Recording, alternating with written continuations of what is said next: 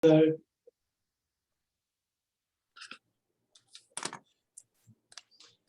안녕하세요. 오늘 이렇게 또 제 논문에 대해서 프레젠테이션 할 수 있도록 기회 주신 우리 하나님과 또 김동수 교수님께 감사드립니다. 제가 박사학위 탑픽을 이제 정하고 PhD 프로그램 애플리케이션을 준비하는 과정까지 이렇게 참 5년 정도의 시간이 걸렸던 것 같습니다. 이 5년 동안 참 긴 시간이었고 또 여러 힘든 일들, 업앤다운이 많았지만 하나님의 은혜 가운데 잘 마칠 수 있었습니다. 제 박사 논문 과정은 제 박사 논문의 목적은 하나님께서 인간의 죄와 고통에 어떻게 반응하시는가라는 질문에 대답을 하는 것입니다. 그럼 먼저 제가 왜 이 하나님의 고통 혹은 이 고통이라는 띠임을 선택을 했고 어떤 목적을 어떤 의도를 가지고 어떤 계기로 인하여서 이러한 논문을 적을 수 있었는지에 대한 계기를 먼저 제가 말씀드리도록 하겠습니다. 지금으로부터 16년 전에 제가 친구들과 같이 여기 콜로라도 아스펜에 있는 스키장으로 이제 스키를 타러 가다가 제가 스노보드 사고가 났습니다. 그래서 지금 잘 보이시지 않을 수도 있겠지만 저는 여기 전기 휠체어를 타고 있습니다. 그래서 C5, 이 척추 골절이 되었는데 어깨 여기 아래서부터 다리까지 이제 마비가 되어서 어깨와 손을 움직일 수 있지만 손가락을 움직이지 못해서 전신 마비가 되었고 또 전기 휠체어를 타고 있습니다. 그래서 제가 보이시는지 이런 타이핑 스틱을 치고 독수리 타법으로 열심히 타입을 쳐서 이제 공부를 하고 그랬습니다. 그래서 사고로 인해서 전신마비로 말미암아 누군가의 도움이 없이는 살아갈 수 없는 그런 존재가 되어버렸습니다.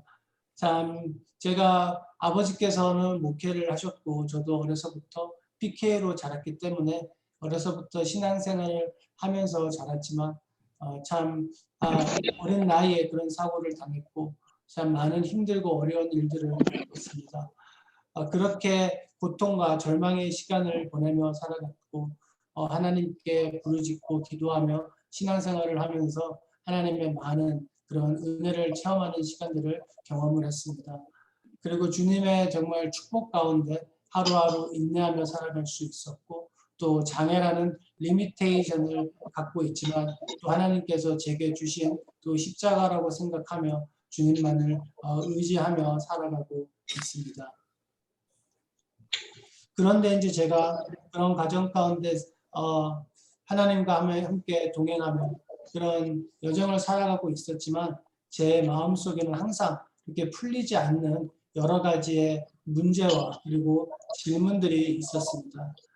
그래서 지금부터 제가 파워포인트 스크린 쉐어링을 이제 할 텐데 그것을 통해서 조금 더 제가 테크니컬하게 설명을 해가면서 프레젠테이션을 하도록 하겠습니다.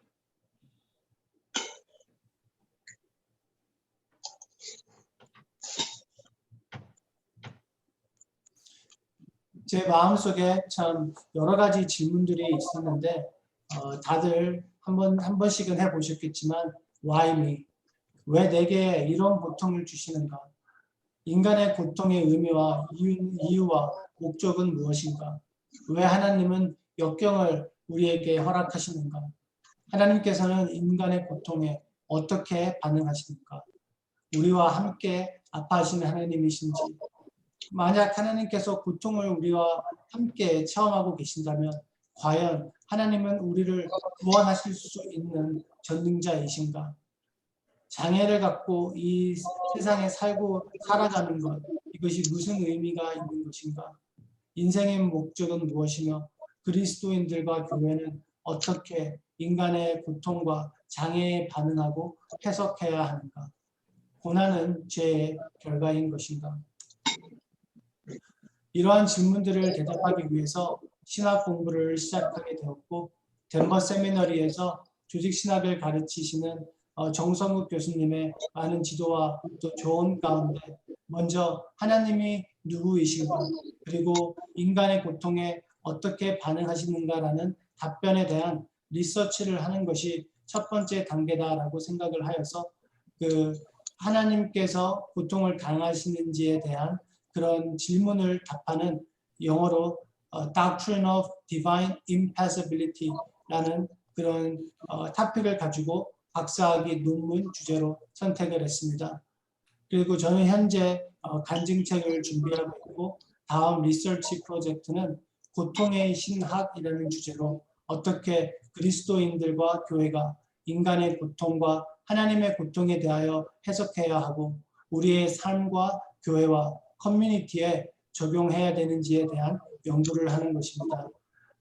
나중에 오늘 저의 프레젠테이션을 듣고 생각이 나면 한 번씩 기도해 주시면 감사하겠습니다.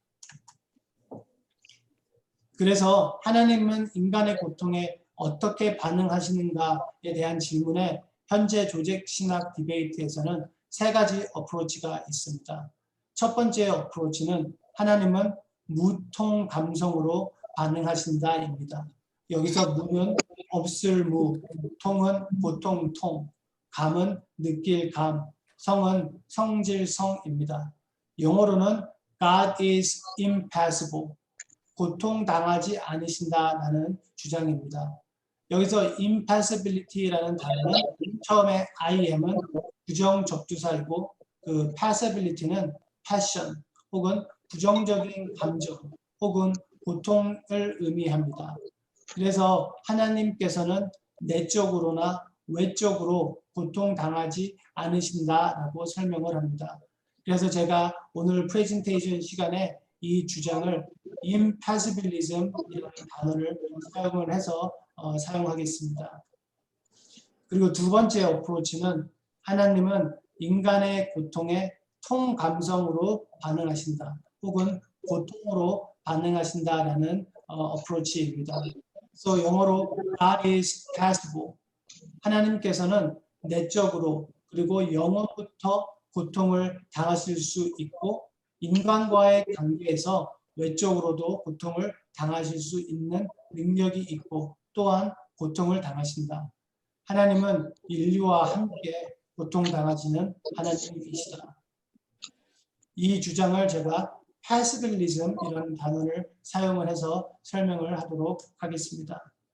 그리고 세 번째 어프로치는 하나님은 내적 무통 감성 그리고 외적으로는 고통을 당하시는 하나님이다라고 주장을 하고 있습니다. 그렇기 때문에 영어로 God is both impassible and impassible. 하나님은 내적으로 무통 감성이지만 외적으로 인간과의 관계에서는 고통을 당하신다라고 주장을 합니다. 다시 말하면 첫 번째 어프로치와 두 번째 어프로치를 중재하는 신학입니다.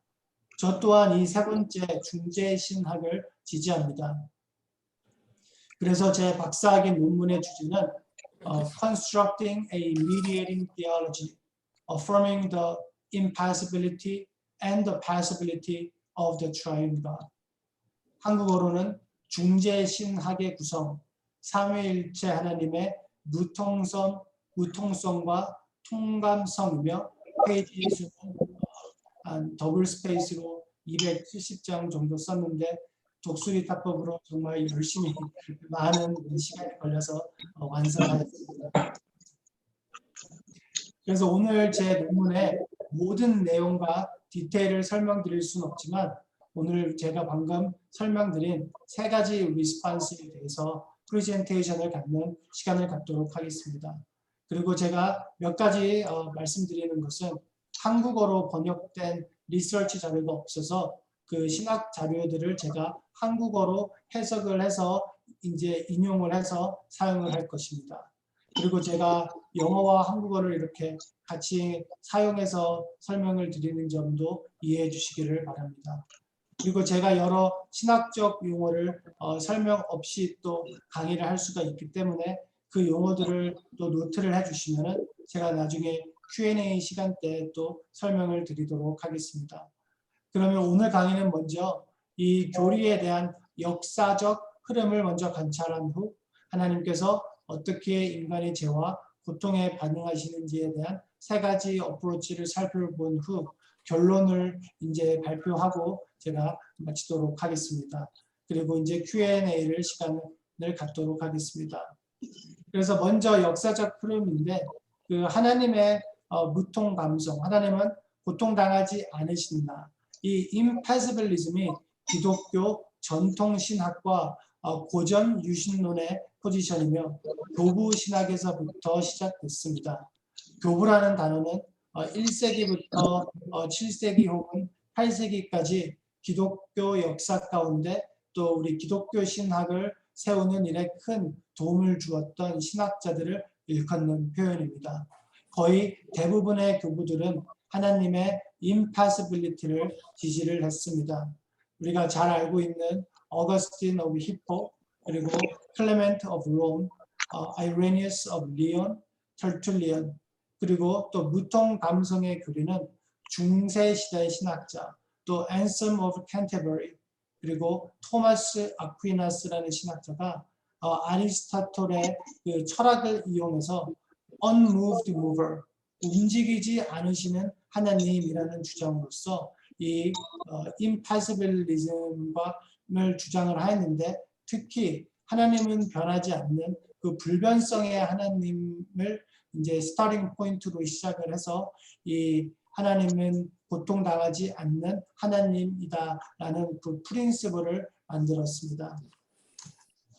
그리고 종교개혁 신학자들도 이 impassibility 교리를 서포트를 했는데 이 교리는 하나님의 완전하심과 특히 불변성의 한 부분으로 인정하며 당연히 받아들일 수밖에 없는 교리로 생각하였습니다.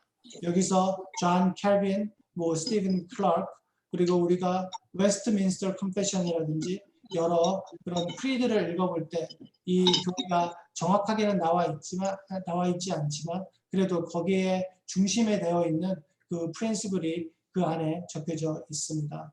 그리고 근대 종교개혁 신학자들 찰스 하치, 루이스 버커프, 또 하먼 버딩크, 그리고 현대 신학에서도 그 디바인 임파시빌리티를 주장하는 많은 신학자들이 있습니다.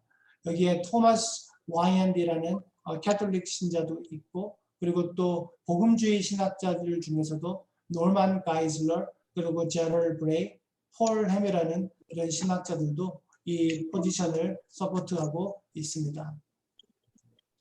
역사적으로 살펴봤을 때 그 하나님은 고통을 당하신다. 그 파시빌리즘, 이것은 소수의 주장이었습니다.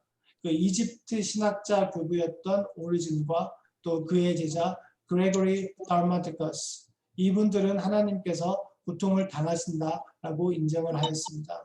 그리고 그 후로 또 하나님의 서퍼링을 지지하는 종교개혁자 마르틴 루터가 있었고 또 그 후부터 마르틴 루터의 십자가 신학을 또 액셉트하는 많은 이런 신학자들이 있었는데 그때서부터 조금씩 이 포지션이 빛을 발하게 되었습니다. 그리고 하나님은 고통을 당하신다라는 이 움직임은 1850년부터 독일 루터런 신학계에서부터 영국 성공의 신학자들까지 연결이 되었고 그리고 거기서부터 또 미국 개신교 신학자들에게도 많은 영향을 주었습니다. 19세기부터 20세기 초 godfrey 토마시우스, 그리고 W.F. 게스, 호레스 부시네어, D.W. 사이먼, 그리고 A.M. 페어밴 등은 예수님의 십자가의 고통과 죽음을 강조하며 하나님의 고통의 교리를 정립하기 시작했습니다. 20세기 중반 후 현대 신학의 디베이트에서는 이 하나님은 고통을 당하신다라는 포지션이 압도를 하고 있습니다. 일본 신학자 카타오 키타모리는 히로시마 사건 후 The Pain of God이라는 타이틀로 또 마틴 루터의 신학을 인용해서 출판을 하게 되었고 독일 신학자이며 영국 포로 수용소에서 포로였던 요겐 몰트만, 이제 세계 2차 대전 때 이렇게 포로 수용소에 있었는데 이제 이 신학자는 하나님의 고통을 삼위일체 신학과 루터의 십자가 신학으로 설명을 했습니다. 그리고 북한 신학자 정리라는 분은 하나님의 사랑을 공감, empathy라고 표현을 했고 또 인간의 고통을 공감하시는 하나님으로 이렇게 주장을 했습니다. 그리고 자유주의 신학자 제임스 콘 그리고 또 히스패닉 쪽이지만 또 자유신학의 대가라고 할 수 있는 구스타보 구에레스 그런 사람들은 하나님께서는 억압받고 가난한 자들과 함께 하시며 함께 고통을 당하는 하나님이라고 주장을 합니다. 그래서 이러한 움직임은 현대 신학의 대부분의 이제 신학자들은 하나님은 고통으로 인류의 아픔에 함께 이렇게 참석하시고 함께 하시는 하나님이라고 거의 주장이 굳어가고 있습니다.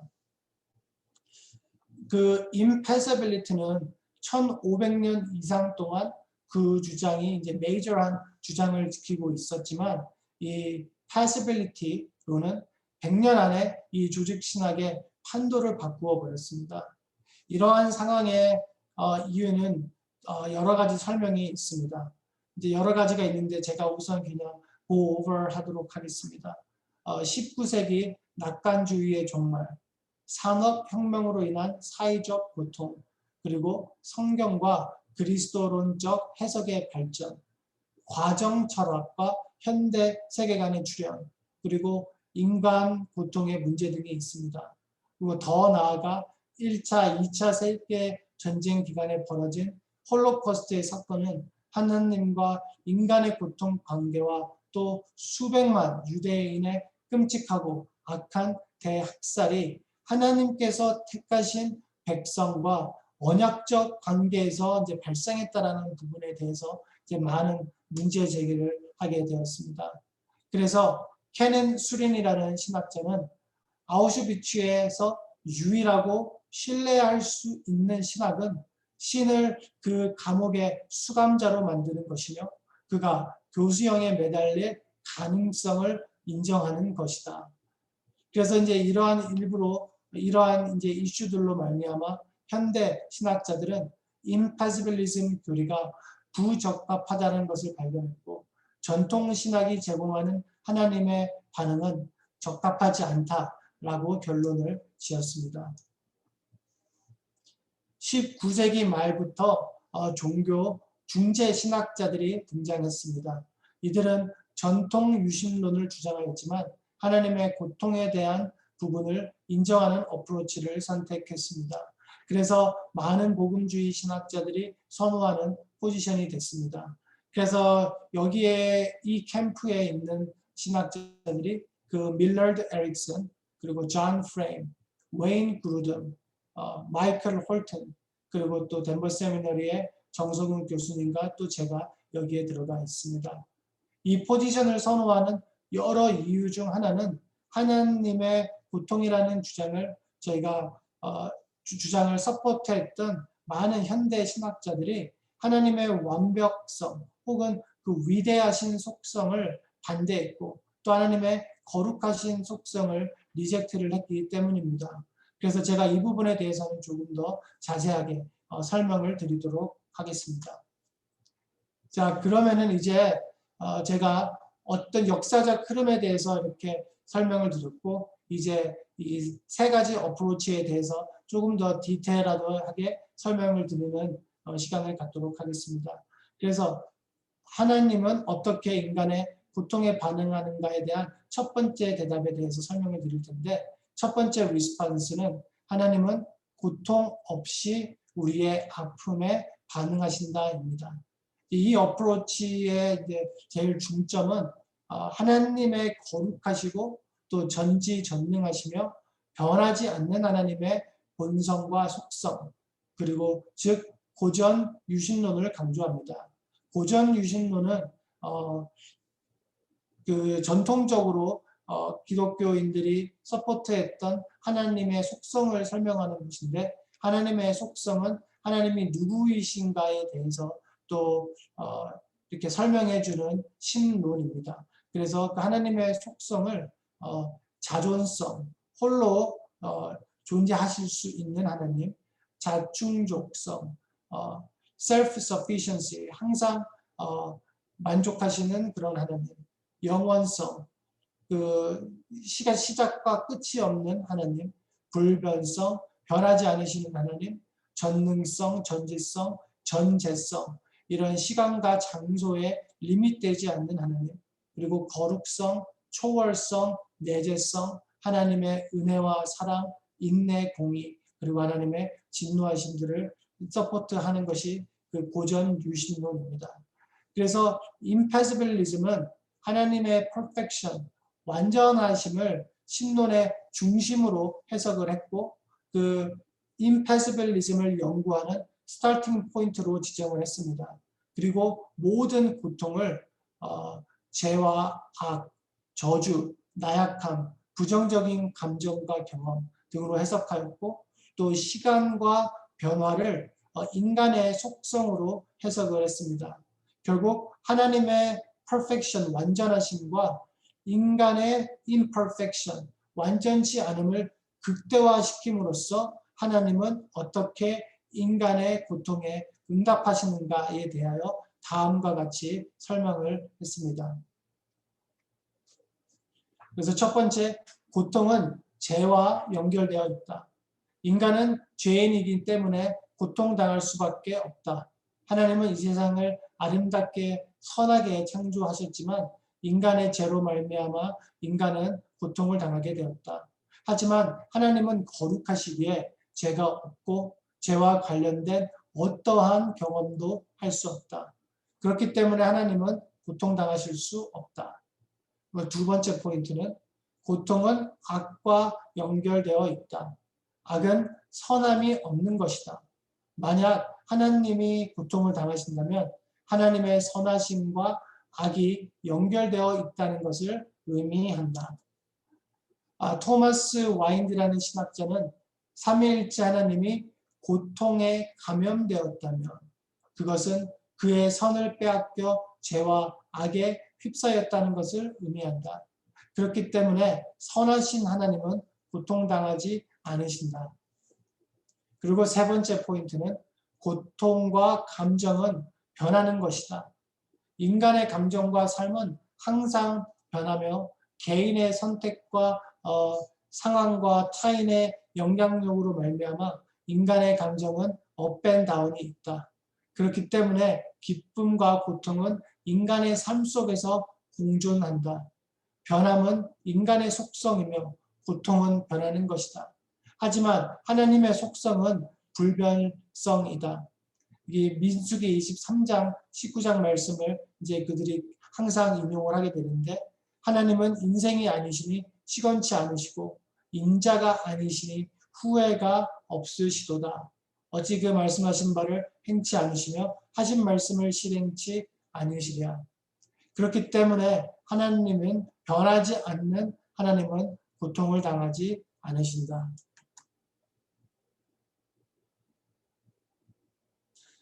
그리고 하나님은 내적으로 영원부터 영원까지 평안하시며 기뻐하신다.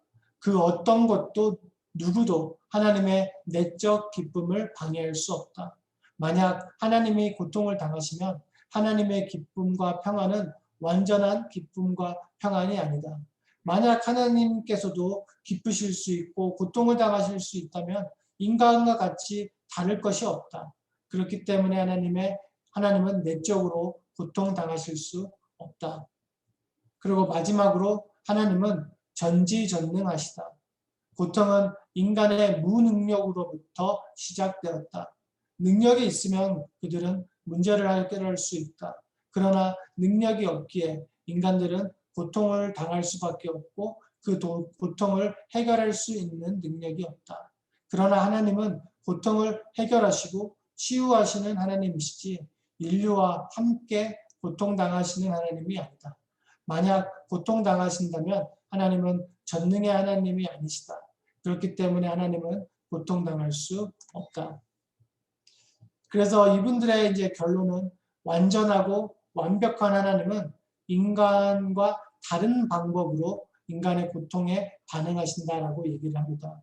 인간의 사랑과 컴패션은 고통으로 인간의 아픔에 반응하지만 하지만 하나님은 변하지 않는 완전한 사랑과 컴패션으로 우리의 아픔에 반응하신다. 결국 인간의 고통에 변하지 않으시며 고통당하지 않으심으로 하나님은 반응하신다.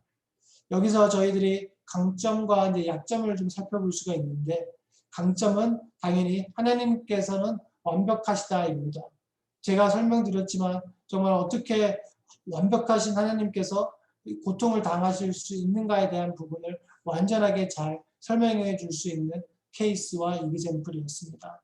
하지만 우리가 약점을 조금 살펴본다면 과연 하나님께서 인격적인 하나님이신가라는 것을 우리가 볼 수가 있는데 우리가 성경을 읽었을 때 하나님께서는 인간들과 대화도 하시고 인간들의 신음에도 응답하시는 하나님이라고 기록되어 있는데 이분들이 주장하는 하나님은 너무 인격적이지 않은 로봇과 같은 하나님이 아니신가라는 많은 크리티시즘을 받고 있습니다.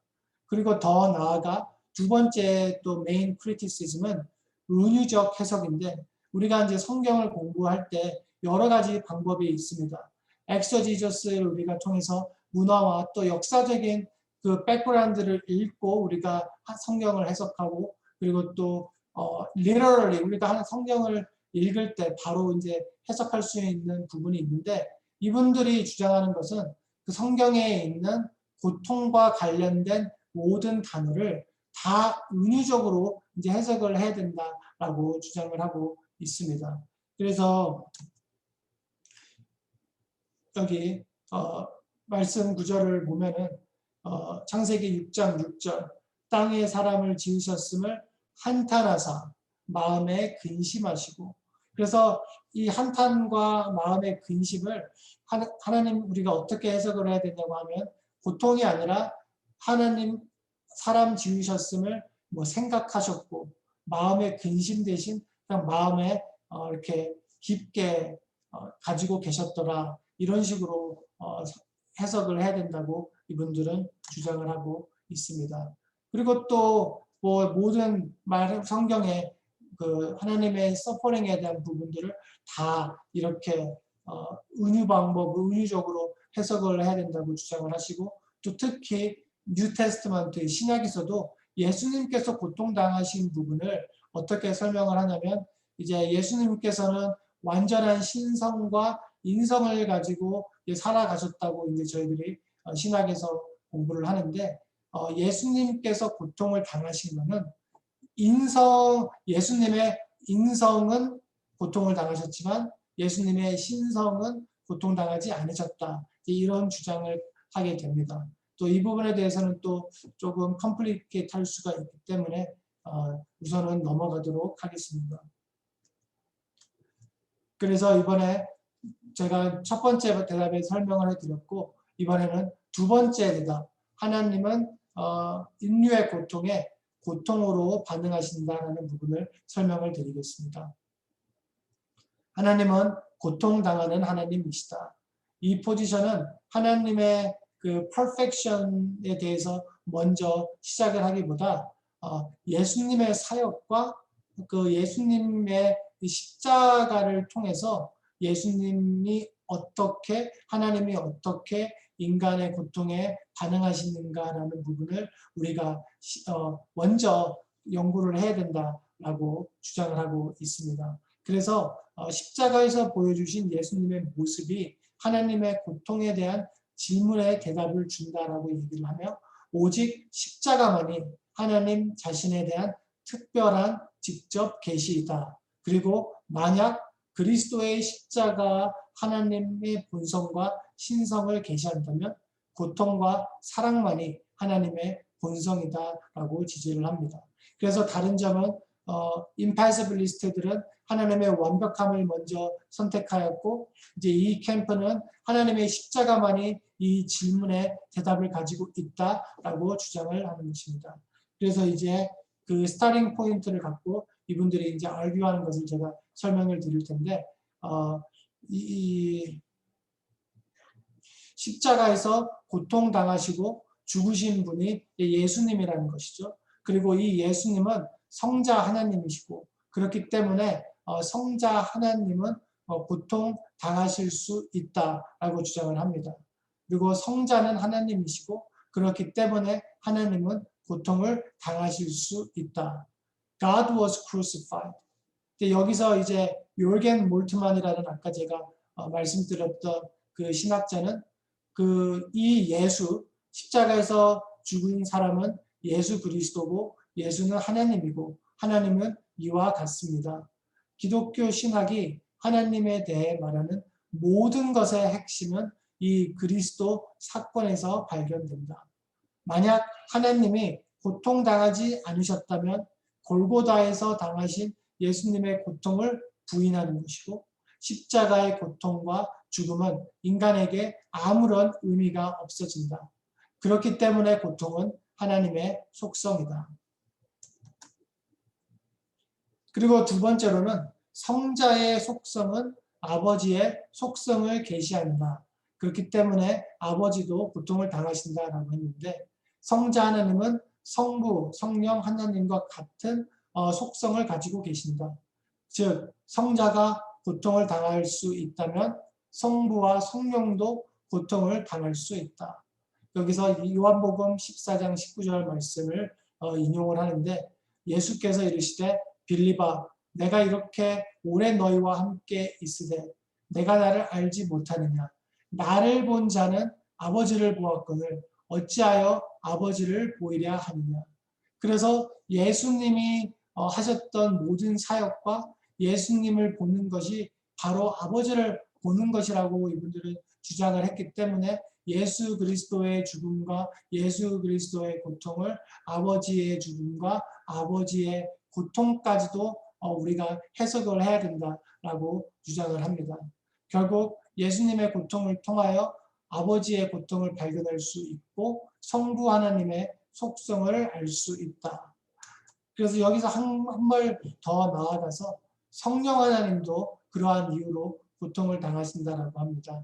성부, 성자, 성령 하나님께서 다 같은 하나님이신데 성부 하나님과 성자 하나님은 고통을 당하시는데 성령 하나님을 고통을 당하지 않으신다. 이런 게 모순이라는 것이죠.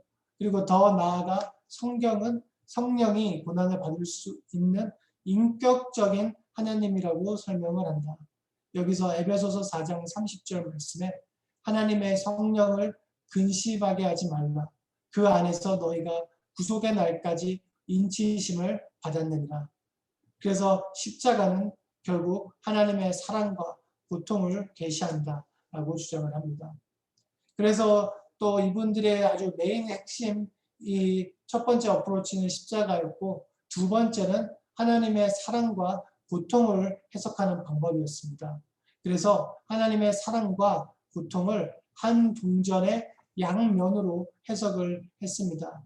결국 사랑은 어떠한 결과와 아픔이 따르더라도 타인의 고통에 들어가고 또 참여하는 것이다. 사랑하는 것은 고통을 당하는 것이다. Love is to suffer. 사랑이란 고통으로 반응하는 것이고 타인과 고통을 나누는 것이다. 아파하고 있는 이를 바라보고 가슴 아파하지 않는 것은 사랑이 아니다. 그래서 여기서 중요한 점은 love is to suffer. 그러니까 하나님은 사랑이시기 때문에 고통을 당하지 않으실 수 없다라는 주장인 것이죠. 그래서 이 중점을 가지고 이분들이 이 프린시플을 정립을 했습니다. 그렇기 때문에 사랑의 하나님은 그의 사랑하는 이들과 그들의 고통에 함께 고통으로 반응하는 하나님이시다.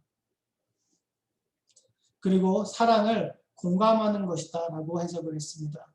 Love is empathy. 사랑은 사랑하는 사람의 감정과 환경과 경험에 공감하는 것이다. 공감하지 않는 것은 사랑이 아니다. 사랑하는 사람이 고통에 공감하지 않는 것은 진정한 사랑이 아니다. 그래서 이 뷰가 또 현대신학에 많은 영향을 끼쳤던 이유가 또 심리학을 공부하게 될 때 empathy, sympathy, compassion 이런 단어들을 많이 사용하기 때문에 또 이런 부분에 대해서 많은 사람들이 서포트를 하고 있습니다. 그리고 또한 인격적인 관계에서 하나님은 우리의 고통에 아픔으로 반응하신다. 하나님은 우리와 인격적인 관계를 맺길 원하시고 그리고 그 가운데 있다. 우리의 선택과 환경에 반응하시는 하나님이시다. 만약 아무런 반응을 하지 않으시면 하나님은 돌과 같은 분이시다. 하나님은 우리의 신음에도 아픔으로 반응하시는 인격적인 하나님이시다. 그리고 또 하나님은 영원부터 고통당하신다라고 주장을 합니다. 십자가에서 보여주신 그리스도의 모습은 하나님의 영원한 모습을 우리에게 보여주는 것이다. 십자가는 역사적, 이 세상에서 일어난 그런 역사적 사건이 아니라 영원부터 존재하는 내적 삼위일체 하나님의 영원적 이벤트이며 사건이며 고통은 영원한 하나님의 삶의 한 부분이다. 그래서 이 부분에 대해서 A.M. Fairbairn이라는 신학자는 십자가 사건은 하나님의 가장 깊숙한 것의 외형이며 시간에 나타난 영원한 비밀이다. 그렇기 때문에 영원부터 십자가에서 고통당하셨던 예수 그리스도의 그 십자가 사건이 이 세상을 창조하시고 역사적인 흐름 안에서 자연스럽게 이렇게 생겼다. 그래서 너무나 이런 영원적 이벤트가 시간적 이벤트가 됐다라는 것을 이제 주장하면서 이게 너무 내추럴하다라는 것이죠. 그래서 이 십자가는 삼위일체 하나님의 내적인 삶으로 그리고 내적인 삶의 한 부분. 그렇기 때문에 하나님은 영원히 고통받는 하나님이다라고 이 포지션들이 주장을 하고 있습니다. 그래서 저희들이 강점과 또 약점을 한번 이밸류에이트 할 수가 있는데 여기서 강점은 그 하나님의 사랑과 고통에 대한 관계입니다. 당연히 이 하나님의 사랑이기 때문에 무조건 고통을 당하셔야 된다는 것은 조금 좀 무리한 부분이 있고 또 과연 그 부분이 성경적인 해석인가라는 것을 우리가 살펴봐야 되겠지만 우리가 확신할 수 있는 것은 어느 정도 성경에서 그 하나님의 그 사랑을 고통으로 저희들에게 보여주신다라는 부분이죠. 그래서 로마서 5장 8절을 보면 우리가 아직 죄인 되었을 때에 그리스도께서 우리를 위해 죽으심으로 또 고통당하심으로 하나님께서 우리에 대한 사랑을 나타내셨습니다. 그리고 두 번째 또 윈네스는 아까 제가 잠시 말씀드렸던 것처럼 이 패시빌리티를 서포트하는 신학자들은 하나님께서는 변하시는 하나님 그리고 하나님의 전지전능하신 능력을 서포트를 하지 않습니다. 그래서 이제 이분들이 얘기하는 게 무엇이냐면 하나님께서는 전지전능하지 않고 완전히 다스리지 않기 때문에 인간들과 함께 고통당하시면서 또 함께 파트너적인 관계를 갖고 함께 이 세상의 고통을 이겨내시고 또 함께 이 세상에 있는 어려움들을 파트너적인 관계로 이겨낸다라고 이제 주장을 하기 때문에 이런 부분은 성경적인 또 테스트모니가 아니기 때문에 거기에 대한 부분은 또 저희가 자세하게 조명을 해야 될 것 같습니다. 왜냐하면 하나님은 인간의 도움이 필요한 하나님이 아니시기 때문입니다. 그럼 제가 이제 마지막 이 세 번째 중재 신학에 대해서 설명을 드리도록 하겠습니다.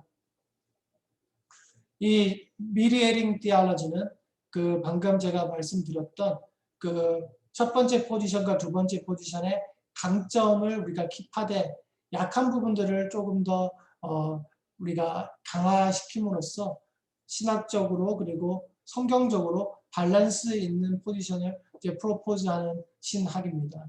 그래서 하나님은 내적으로 고통을 당하시지는 않으시고 오직 외적으로만 고통을 당하신다라는 주장입니다. 그래서 수정된 고전 신론이라고 생각하시면 좋을 것 같습니다. 제가 아까 말씀드렸던 그 고전 신론에 있는 여러 가지 하나님의 속성을 다 인정을 하고 거기에 대해서 이제 하나님의 외적 변화인데 거기서 하나님께서는 외적으로 고통을 당하신다. 이 부분만 한 가지를 조금 더 애드를 하는 그런 어프로치입니다. 그래서 이 주장과 이런 주장을 하는 신학자들과 제 포지션이 다른 점이 있다면 제 논문의 제 포지션의 방법론입니다. 저는 삼위일체론을 제 논문의 시작점으로 이제 선택을 했습니다. 그리고 두 번째로는 스스로 움직이시는 하나님, 그리고 새 위격의 하나님께서 내적 움직이심을 기반으로 하나님과 인간의 관계를 설명을 했습니다. 그리고 세 번째, Dynamic Reciprocity Model, 동적 상호적이라는 이런 컨셉을 제가 구성을 하여서 하나님의 내적 그리고 외적 움직임을 더 다이나믹하게 설명을 했습니다. 그리고 마지막으로 위 세 가지 제가 말씀드린 세 가지 이 three uniqueness를 이제 적용하여서 이제 삼위일체 하나님께서는 내적으로는 고통당하지 않으시고 외적으로만 이제 고통을 당하신다라는 결론을 지었습니다.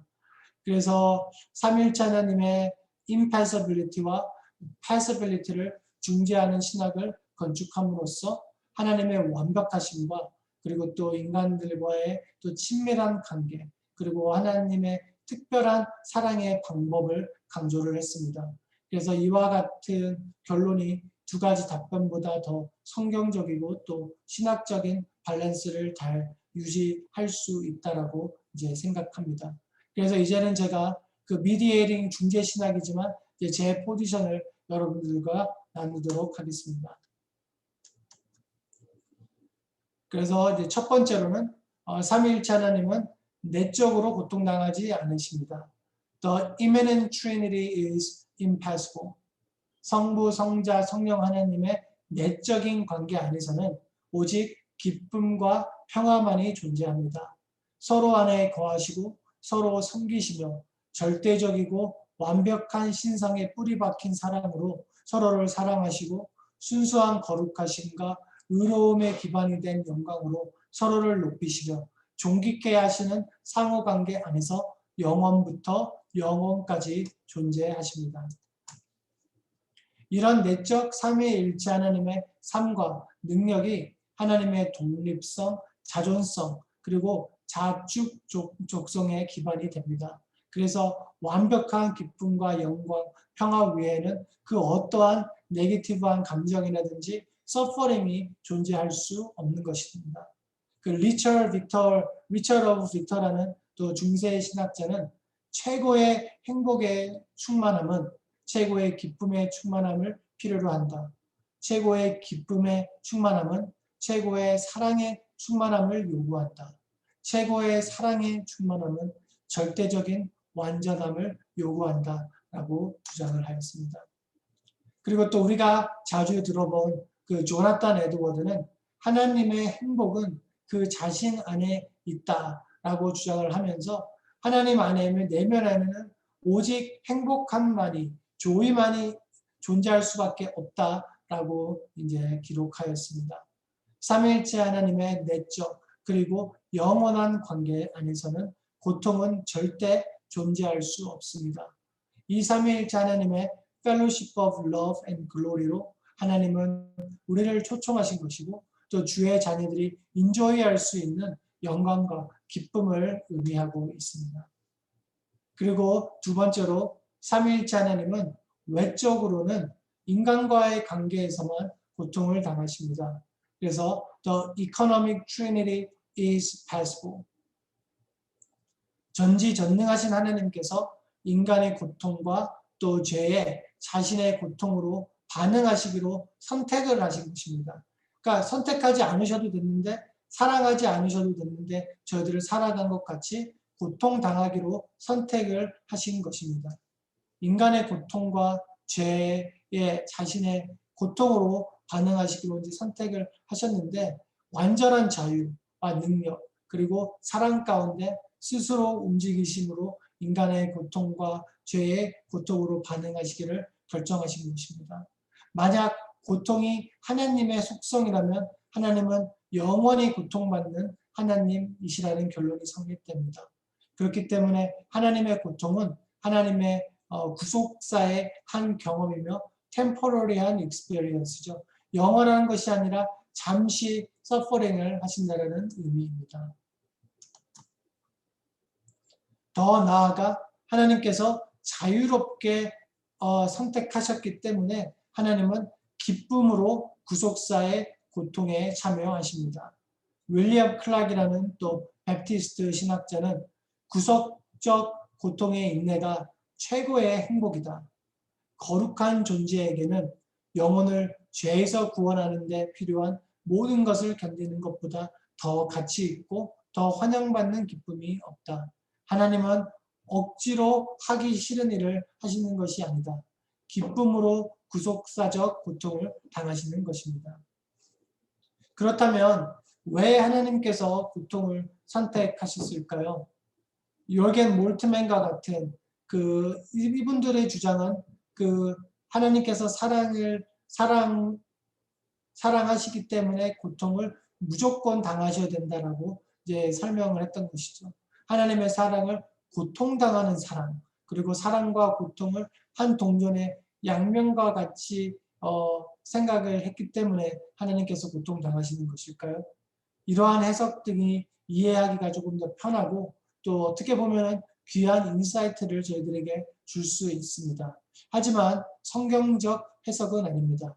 하나님의 고통을 우리가 알고 또 하나님의 사랑과 연결시키려면 먼저 성경을 통해서 하나님의 사랑이 무엇인가에 대해서 먼저 우리가 초점을 나눠야 되는데 하나님의 말씀에서는 하나님은 하나님의 사랑을 무지한 죄인들에게 증명해 주시기 위해서 우리와 함께 고통당하기를 선택하셨다라고 얘기를 합니다. He chose to suffer with us out of his abundant, free and unconditional love. 인간의 고통은 필연적인 것이죠. 그리고 숙명입니다. 하지만 하나님은 고통당하지 않으셔도 되지만 우리를 사랑하심으로써 우리의 고통에 참여하시기를 선택하셨습니다. 그래서 가장 근본적인 성경의 대답은 하나님의 사랑은 고통으로 표현된다고 이제 말씀을 하고 계십니다. 그래서 아까 잠깐 제가 읽어드렸던 로마서 5장 8절 우리가 아직 죄인 되었을 때 자기의 사랑을 확증하셨다고 얘기를 하셨는데 하나님의 조건 없는 사랑을 십자가의 고통과 죽음으로써 우리에게 영어로 demonstrate 해주셨는데 입증해 주셨고 확증해 주셨고 또 증명해 주셨다라고 얘기를 하고 있습니다. 또 요한 1서 3장 16절 말씀도 이 부분을 확인시켜 줍니다. 그가 우리를 위하여 목숨을 버리셨으니 우리가 이로써 사랑을 알고 우리도 형제들을 위하여 목숨을 버리는 것이 마땅하니라.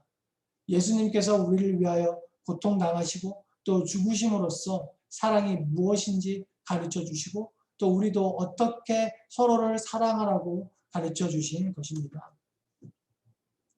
그래서 하나님의 이 완벽하심과 주권 그리고 이 자유를 우선으로 하여 하나님의 고통을 존명시킨다면 다음과 같은 해석을 할 수가 있습니다. 먼저 하나님은 전능하시기에 자신의 고통에 압도당하지 않으십니다. God is not overwhelmed by his suffering. 고통을 당하시더라도 고통을 다스리시고 또 컨트롤하십니다. 인간은 고통을 이길 수가 없죠. 이겨낼 능력이 없습니다.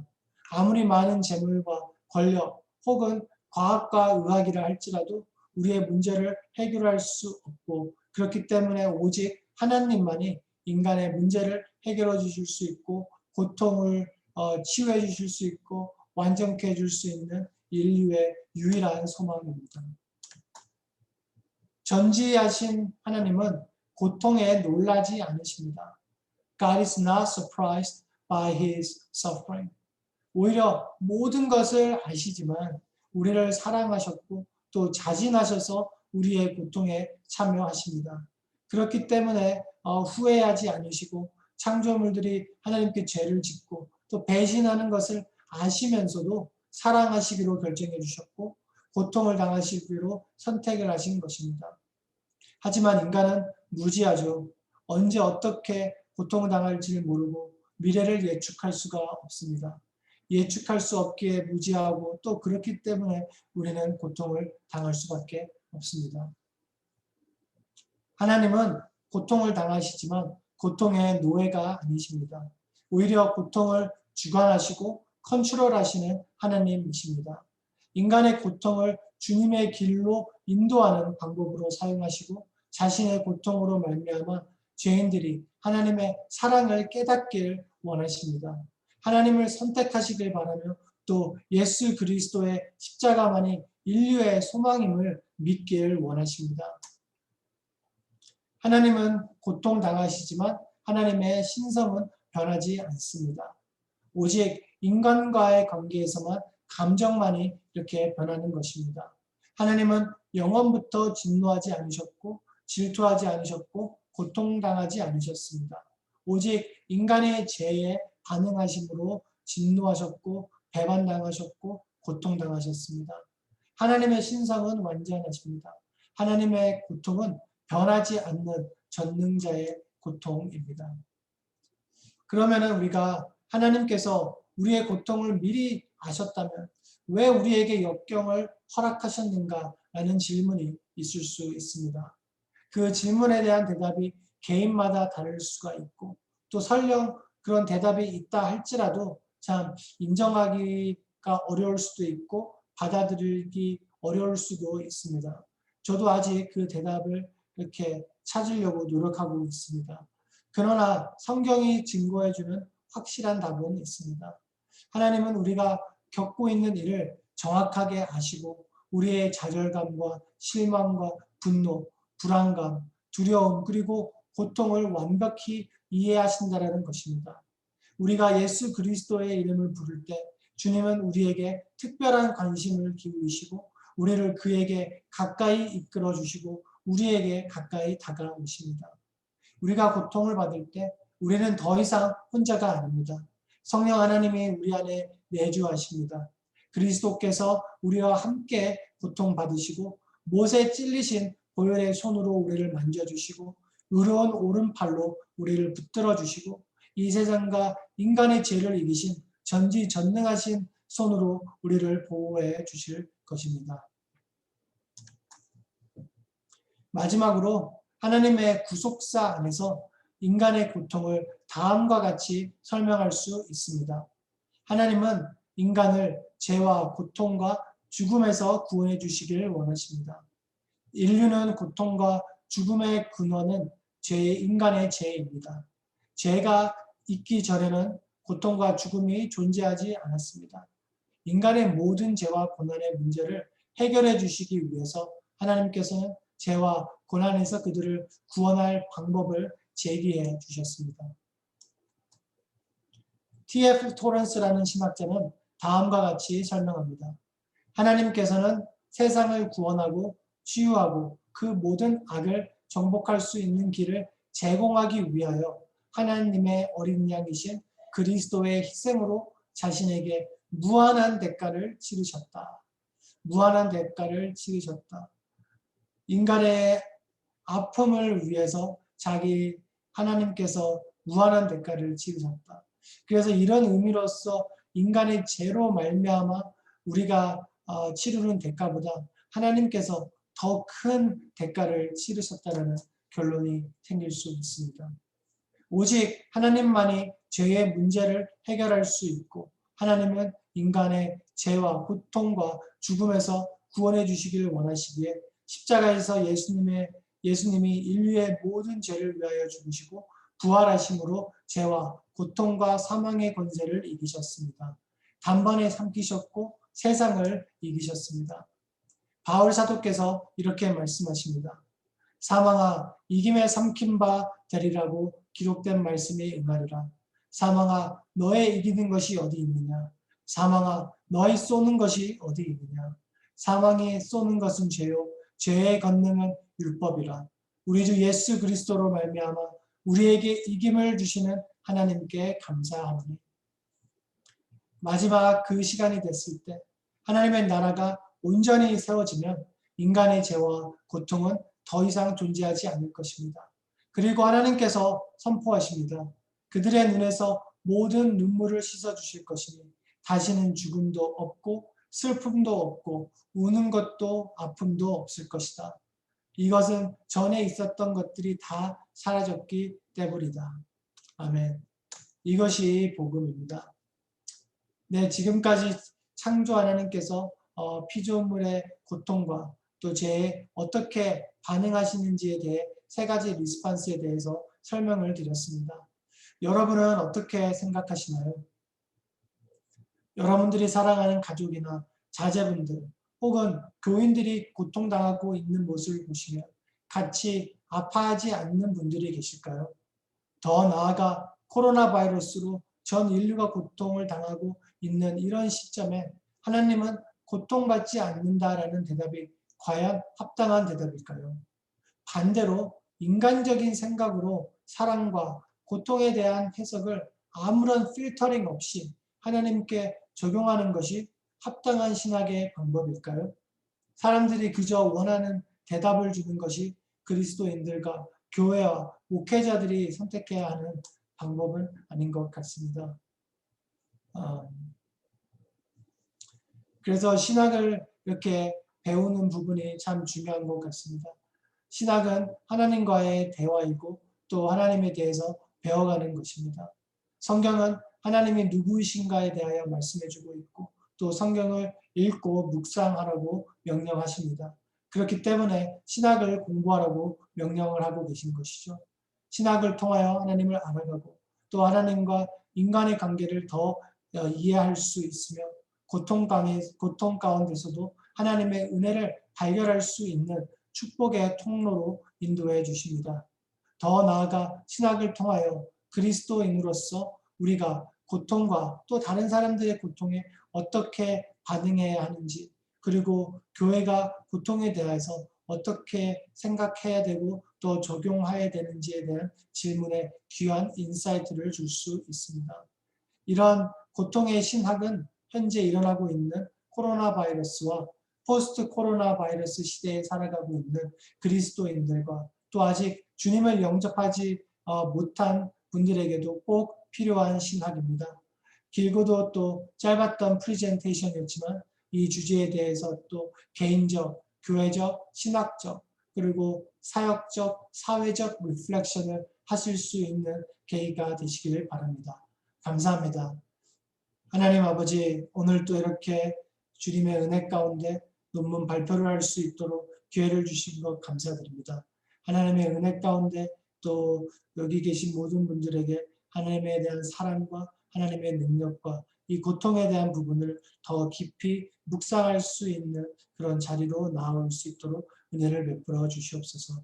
예수님의 이름으로 기도드렸습니다. 아멘.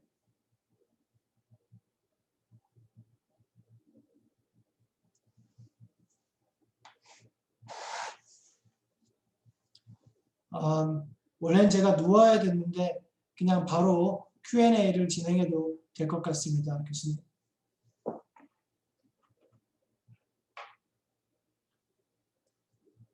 교수님 뮤트로 되어 있는 것 같은데. 네, 너무 무리하시는 거 아니에요? 괜찮은 것 같습니다.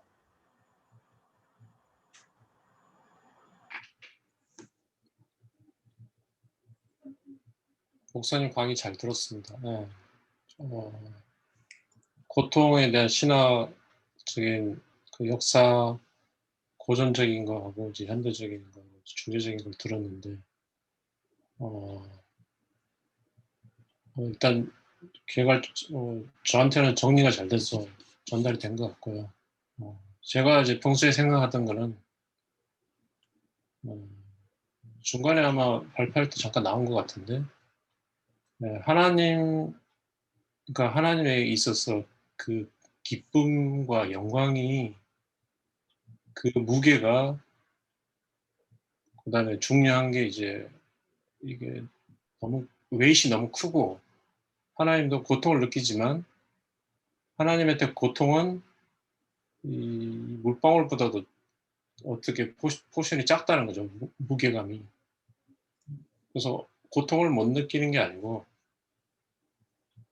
기쁨이 그걸 이렇게 사랑과 기쁨이 그걸 넘치게 덮어버리는 거죠, 그죠? 뭐 오버웰링이라 그러나 이제 뭐 그런 차원에서 이제 목사님 말씀하신 그 중재적인 그런 설명이 이제 뭐 저도 이제 합당하다고 생각을 하는 바입니다. 그래서 그 고린도후서 4장 17절 우리가 잠시 받는 환난에 경한 것이 지극히 그거 영원한 영광이 중한 것을 우리에게 이루려 함이라. 저도 먼저 그 말씀 묵상을 많이 했는데, 그리고 또 인간에게 이 고통이 있다는 것은 아까 말한 영원한 영광에 중한 것을 이루게 하는 목적이 있다는 거죠. 그래서 하여튼 뭐 목사님의 그 중재적인 입장을 저는 그 여러 가지 고전 신학에 대해서 잘 몰랐는데 듣게 돼서 감사하게 생각합니다. 제가 생각하는 거기에 대해서 뭐 어떻게 생각하는지 궁금하기도 합니다. 네. 네, 귀한 또는 피드백과 리스판스 해주셔서 감사합니다, 목사님. 네, 방금 말씀하신 것처럼 그 하나님의 그 기쁨과 또 하나님께서 당하시는 고통을 이렇게 비교해봤을 때 어떻게 보면 정말 바다 위에 뭐 하나님의 기쁨이 바다라고 하면 거기에 아무리 뭐 소나기가 뭐 온다 하더라도 그건 잠시뿐인 것이죠. 정말 삼켜질 수 없는 것이기 때문에 목사님께서 설명해 주신 것처럼 그렇게 하나님의 기쁨과 고통을 이해하시면 딱 좋은 것 같습니다.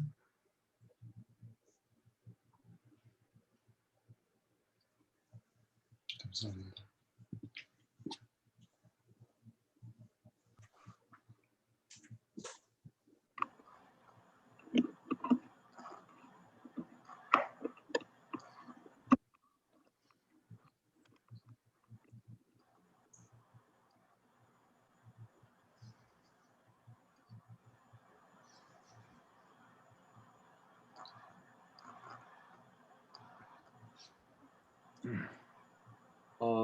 저는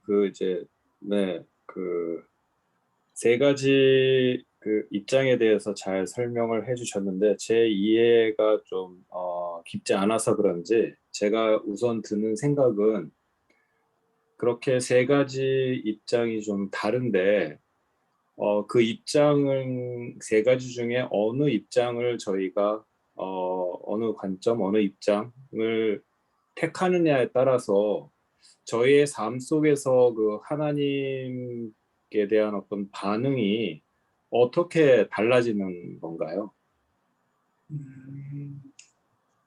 네, 좋은 질문 주셔서 감사합니다.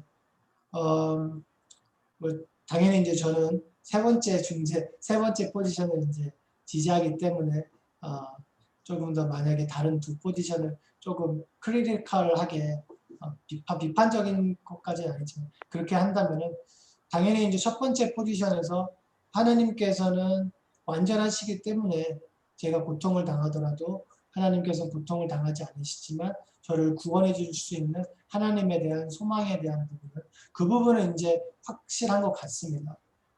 하지만 우리가 또 그런 부분도 소망하는 것도 믿음도 너무나 소중하지만 우리가 그런 아픔과 어려움 가운데 하나님의 인격적인 관계에서 그런 소망도 좋지만 하나님께서 나의 고통에 꼭 신음으로 나와 같이 고통을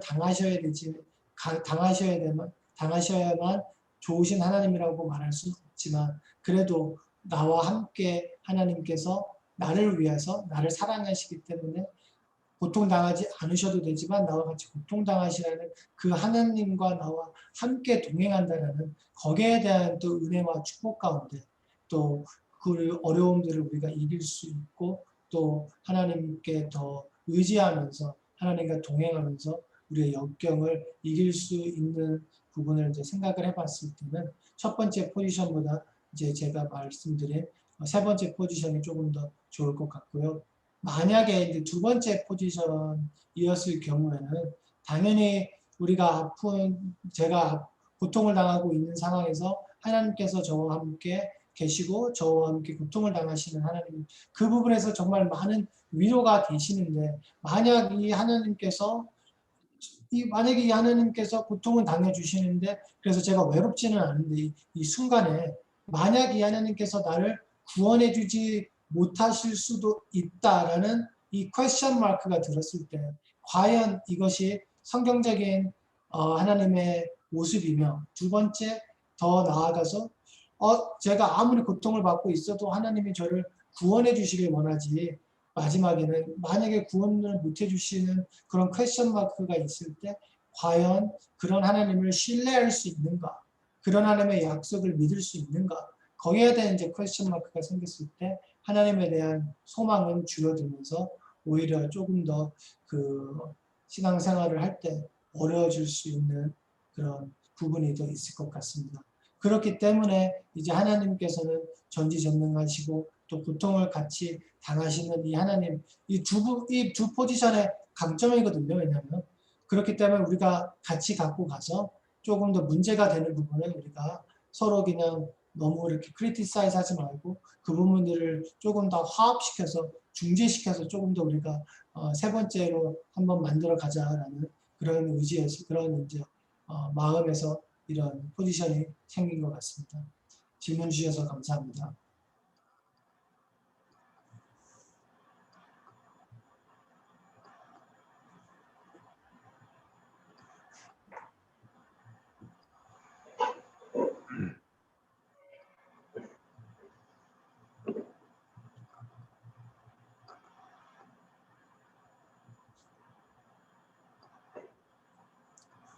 이제 제가 드는 생각은 이제 하나님께서는 완전하시고 전지전능하시고 우소부지하시고 또 육신을 예수님께서 물론 육신을 입고 오셨지만은 아버지 하나님께서는 영이시잖아요. 그렇기 때문에 우리가 이제 이 고통이라는 단어를 쓰는데 이 suffering, affliction 이러한 이제 단어들이 나오는데 그러한 단어들은 어떤 그 육체를 가진 그 인간의 어떤 상황 속에서 만들어진 단어잖아요. 그렇기 때문에 사랑이나 무슨 인내나 고통이나 이러한 개념들이 이제 하나님의 개념과 인간의 개념이 공통분모가 있죠. 그래야지 이제 커뮤니케이션이 되니까. 그렇지만 또 서틀한 또 차이가 있지 않나 하는 측면. 네, 우리는 그걸 고통이라고 생각하고 이제 창세기 6장 6장에도 하나님께서 근심하셨다. 그 낙함이라는 단어를 제대로 번역을 못 하거든요. 인간의 언어로. 그렇기 때문에 우리가 그 하나님의 고통이라고 할 때 우리가 그거를 어떻게 개념화할 것이냐 그것도 굉장히 컨트로버시 할 것 같아요. 그리고 이제 고통이라는 게 끝을 모르기 때문에 오는 게 또 많이 있지 않습니까? 만약에 이 문제가 앞으로 해결될 거를 완전히 알고 있다면 고통이 많이 감소할 수 있잖아요. 그러니까 하나님께서는 모든 걸 영혼부터 영혼까지 다 알고 계시기 때문에 그러한 차원에서의 그 하나님의 고통은 우리가 얘기하는 고통과는 약간 좀 서툴한 차이가 있을 거라고 저는 생각이 됩니다. 네, 맞습니다, 교수님. 정확하십니다. 그런 이유로 이제 impassibility 그분들의 이제 주장이 정말 맞는 거죠. 어떻게 하나님과 인간의 고통 너무나 다른데 완벽하신 하나님과 그리고 또 완전하지 않은 인간의 속성인 고통을 어떻게 거룩하시고 완전한 하나님께 그 고통을 당한다고 이제 이야기할 수 있는가라는 그런 주장들로서 또 하나님의 고통을 만약에 당하신다면 또 그 고통을 어떻게 우리가 어떤 디멘션에서 우리가 서포트를 해야 되고 혹은 리젝트를 해야 되는가 거기에 대한 부분도 많이 이렇게 디베이트되고 있는 상황입니다. 이제 저도 그 김 교수님의 그 중재론적인 입장에 좀 동의가 가는데요. 우리가 이제 고통이 없다가도 옛날에 뭐 안 좋은 일을 생각하면 또 고통이 다가오잖아요. 그러니까 이 고통이 굉장히 그 마음에 달려 있는 것 같은 느낌이 드는데, 예수님께서도 그 나사로의 무덤 앞에서 우셨고, 예루살렘을 보시면서도 우셨고, 그렇기 때문에 어떤 그 유니티적인 차원에서, 그 엠퍼시적인 차원에서 하나님께서 우리와 그 우리의 사정을 아시고 그 감정을 쉐어하신다는 측면에서는 하나님께서도 슬픔이 있으실 수 있다. 그 엠퍼시적인 차원에서, 사랑이라는 차원에서, 네, 그런 생각이 드네요. 네. 네, 교수님, 너무 귀한 설명 감사합니다. 그리고 삶이 어려우신 가운데서도 그것을 실제로 체험하시면서 논문을 쓰신 거 너무나 정말 귀하게 생각합니다. 한 가지 질문이 있습니다. 갑자기 생각이 나는데 그 인간의 죄가 고통의 근원이라고 말씀하셨잖아요. 네. 네, 근데 그 가운데 갑자기 생각이 났어요. 하나님은 인간의 그 죄 이전에 혹시 고통은 없으셨을까? 이제 제가 문득 생각이 든 게, 천사들 혹시 관련해서, 하나님은 천사들이 타락을 했을 때 어떤 고통이나 슬픔은 없지 않았을까? 이렇게 문득 그냥, 네. 그 고통이 인간의 죄에서 근원이 됐다고 했는데 그 생각이 문득 들었습니다. 그래서 혹시 그것에 대해서 생각해 보신 적이 있는지 궁금합니다. 네. 질문 주셔서 감사드립니다. 네, 그런 부분에 있어서 이제 theodicy, 이제 신전론이라고 theodicy, 하나님이 선하시고 전지전능하시면 왜 악이 존재하는가? 이 신정론이죠. 네. 거기에서 이제 방금 질문해 주신 부분이 디스커스 되는 게 있습니다. 왜냐하면 아무래도 천사들이 하나님께서 인간을 창조하시기 전부터 이제 있었다라고 설명을 하고 있기 때문에 거기에 대해서는 이제 디스커션이 있기는 있지만 조금 더 우리가 그 부분에 대해서는 성경에서 좀 많이 서포트를 하는 부분이 없기 때문에 우선은 그 하나님께서 세상을 창조하셨을 때 모든 것을 좋게 top, very good하게 창조를 하셨고 그런 상황에서 이제 죄를 통하여 이제 서퍼링이 들어왔기 때문에 이제 그쪽의 디멘션의 그 디베이트만 제가 이제 연구를 했고 그 천사를 통해서 하나님께서 서퍼링을 하셨는가에 대한 부분에 대해서는 제가 제 리서치에 집어넣지는 않았습니다. 하지만 이제 그 부분에 대해서 하나님께서 과연 엔젤들의 타락성을 통해서 서퍼링을 하셨는가라는 부분의 리서치는 있기는 있는데 이렇게 신학자들도 너무 성경에 많이 근거가 없으니까 그쪽으로 많이는 가지는 않는 것 같습니다.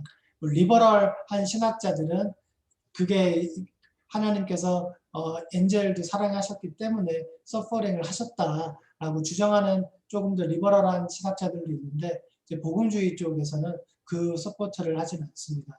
왜냐하면 이제 성경 자료에 많이 나와 있지 않기 때문에 또 그런 이제 추론입니다. 질문 주셔서 감사합니다.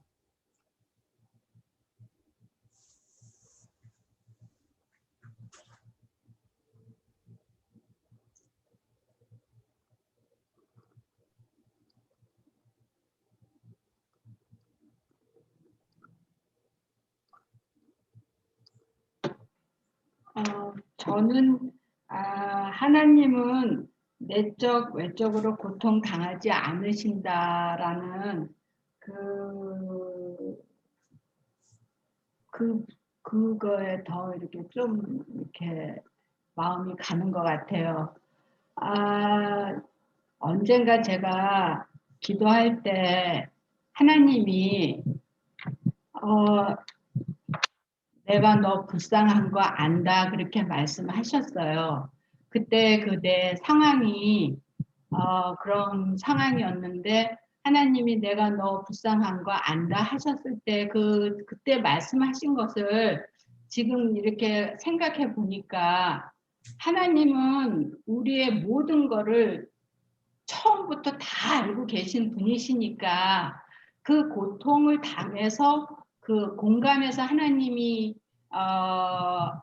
그렇게 말씀하신 게 하시는 게 아니라 완전히 우리를 완전하게 다 알고 계시니까 이미 아시는 상황에서 내가 그러니까 하나님이 내 고통에 공감해서가 아니라 완전히 알고 계시는 하나님이시기 때문에 그렇게 말씀하시지 않으셨나. 그래서 제 생각은 하나님은 그러니까 하나님은 이렇게 내적으로나 외적으로 고통 당하지 않으신다는 게 저한테는 그게 더 마음이 오는 것 같아요. 네. 네, 그렇습니다. 하나님께서 다 아시고 또 저희들이 고통 당하시고 또 고통을 통해서도 또 하나님께서 영광 받으실 것을 다 아시고 계시기 때문에 그렇게 주장을 하셔도 또 하나님 충분히 또 하나님께서 영광 받으시고 또 그렇게 믿고 계셔도 그렇게 문제되는 것은 아닙니다.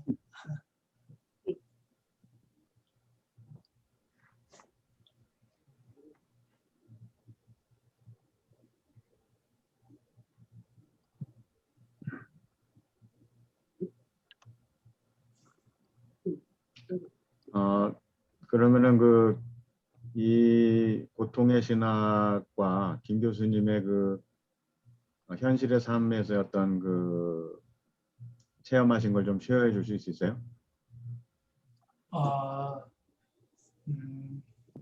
네, 그러면은 제게 이제 제일 은혜가 되었던 부분은 이제 저도 이 신학 공부를 하면서 하나님은 고통당하지 않으신다라는 그런 책을 보면 이게 정말 메이크센스가 되는 것 같고요. 근데 또 하나님은 서퍼링 하시는 하나님, 그 책을 보면은 또 거기에 너무나 이제 공감이 돼서 어느 쪽이 과연 맞는가라는 저도 질문을 이렇게 많이 하게 되었고 좀 그런 상황에 이제 있게 되었는데 참 힘들고 이제 어려운 이제 시간이 이제 있을 때 이제 하나님께 이제 기도드리고 그러는 시간들 동안 이제 어느 순간 참 하나님께서 전지전능하시고 전 사랑을 받지 못하는 그런 자격이 있는 저를 위해 사랑해 주시고 저를 위해 돌아가야 주신 그 예수님을 이제 생각을 하게 되보면 저희들이 또 하나님께 감사드리고 또 그런 기도가 나오는데 거기에서 조금 더 나아가 그 하나님께서 고통당하지 않으셔도 되는데 지금 이 순간도 함께 하시고 또 더 나아가 나와 함께 고통당하시는구나. 이게 그런 것들을 제가 생각을 해봤을 때 뭐 하나님께서 굳이 고통을 당하지 않으셔도 되는데 거기에 대한 하나님의 사랑으로서 선택을 하셨다라는 부분을 계속 묵상을 했을 때 거기에 저는 이제 개인적으로 그 부분에 있어서 정말 너무나 이제 많은 은혜를 이제 체험을 했던 것 같아요. 그래서 정말 하나님의 사랑이 이렇게 깊고 넓고 높구나라는 생각을 할 때마다 참 하나님의 그 사랑 안에서 있는 내가 이 하나님의 사랑을 받고 있는 내가 하나님의 사랑을 통해서 구원받은 내 자신이 얼마나 또 소중한 존재이고 그 하나님의 사랑을 받는 것만으로도 참 내가 힘들고 어려운 순간이지만 참 이겨낼 수 있는 은혜가 충분히 있구나. 또 내 문제가 완전히 해결되지 않다 하더라도 그 사랑의 그 깊음을 조금씩 깨달아가는 순간 조금 더 하나님의 은혜 가운데 힘들고 어려운 시간들을 이겨낼 수 있었던 것 같습니다.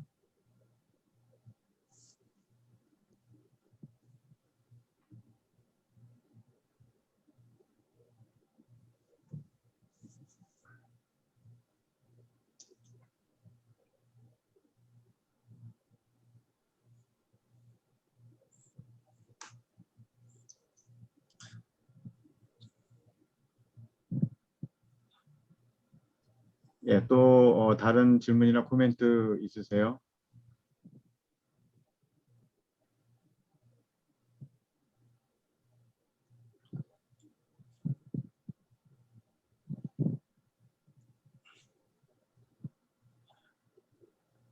딱딱한 논문 내용 퇴장하지 않으시고 잘 들어주셔서 감사합니다. 네, 불편한 몸을 가지시고 이렇게 귀한 시간 내주셔서 감사드립니다. 그러면은 마치도록 할까요? 우리 차경준 장로님 한번 기도해 주시고 마치는 게 어떨까요? 네, 언뮤트 해주시고 기도해 주시면 감사하겠습니다.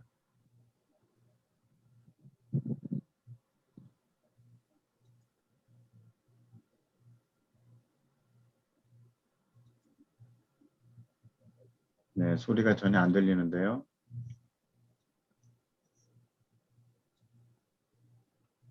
마이크를 켜주시죠.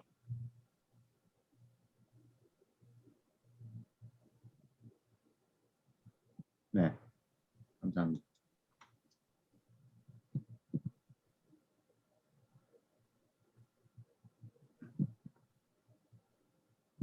네, 차경준 장로님 기도해 주시고 마칠까요?